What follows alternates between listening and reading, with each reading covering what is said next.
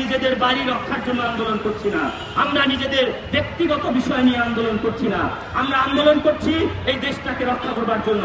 আইন শৃঙ্খলা বাহিনীর দায়িত্ব এই দেশকে রক্ষা করা, আপনাদের এই জঙ্গিদেরকে পাহারা দেয়া আপনাদের দায়িত্ব নয়। আপনারা স্বাধীন দেশের নাগরিক, আপনারা স্বাধীন দেশের আইন শৃঙ্খলার দায়িত্বে রয়েছেন।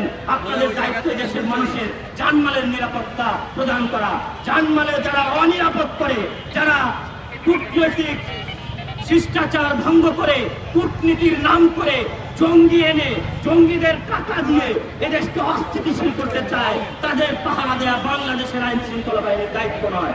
বাংলাদেশের আইন শৃঙ্খলা বাহিনীর দায়িত্ব মুক্তিযুদ্ধের চেতনাকে সমুন্নত রেখে বাংলাদেশকে মাথা উঁচু করে বাঁচবার জন্য, বাংলাদেশকে একটা নিরাপদ বাণিজ্য রাষ্ট্র করবার জন্য যা করার আইন শৃঙ্খলা বাহিনীর সেটাই দায়িত্ব। আমরা সবসময় আপনাদের প্রতি শ্রদ্ধাশীল থেকেছি। আমরা 3 বছর ধরে আন্দোলন করি। আপনারা জানেন আমাদের বিরুদ্ধে কেউ কখনো বলতে পারবে না যে আমরা কাউকে একটা পাথর ছুঁড়ে মেরেছি। কোনোদিন আমরা আইন শৃঙ্খলা ভঙ্গ করিনি। আমরা বিবেকের তাড়নায় কিন্তু আজকে আমরা এই কর্মসূচি নিয়ে আমরা এখানে এসেছি। আমরা চাই আমাদের দেশ জঙ্গিবাদ মুক্ত, সন্ত্রাস মুক্ত, একটা শোষণ মুক্ত, বৈষম্য মুক্ত, অসাম্প্রদায়িক বাংলাদেশ হিসেবে থাকুক। আমরা চাই এদেশটা সকল মানুষের জন্য একটা নিরাপদ বাসযোগ্য রাষ্ট্র হয়ে উঠুক। আমরা চাই না এদেশে জঙ্গিরা এসে আশ্রয় ঘাতুক।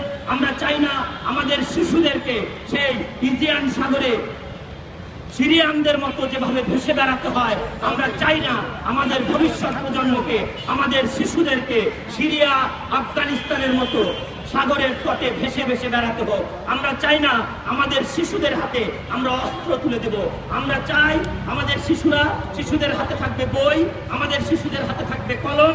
তারা মুক্ত চিন্তা করবে, তারা বিজ্ঞান শিখবে, তারা মানুষের মতো মানুষ হয়ে এদেশকে এগিয়ে নিবে। সুতরাং আজকে যারা আমাদের ভবিষ্যৎ প্রজন্মের ভবিষ্যৎ নষ্ট করতে চায়, যারা এই বাংলাদেশকে ধ্বংস করতে চায়, তাদের সাথে আমাদের কোনো আপোষ নেই। আমরা তাদের বিরুদ্ধে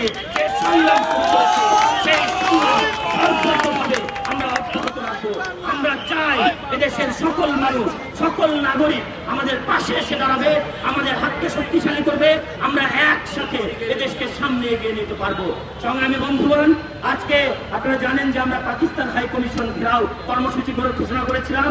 এই কর্মসূচির মূল উদ্দেশ্য ছিল যে পাকিস্তান যেভাবে আমাদের 30 লক্ষ শহীদের সংখ্যা নিয়ে বিভ্রান্তি তৈরি করেছে, পাকিস্তান যেভাবে আমাদের গণহত্যাকে অস্বীকার করেছে, আপনারা জানেন পাকিস্তান যেভাবে বাংলাদেশে জঙ্গি মদত দিচ্ছে, পাকিস্তান যেভাবে বাংলাদেশের ভেতরে কূটনৈতিক শৃঙ্খলা ভঙ্গ করে অস্থিতিশীল করবার চেষ্টা করছে, তার প্রতিবাদে আজকে আমরা এই কর্মসূচি দিয়েছিলাম। আমাদের স্পষ্ট দাবি, পাকিস্তান যে গণহত্যা করেছে সেই গণহত্যার দায় স্বীকার করে তাদেরকে বাংলাদেশের কাছে নিঃশর্ত ক্ষমা প্রার্থনা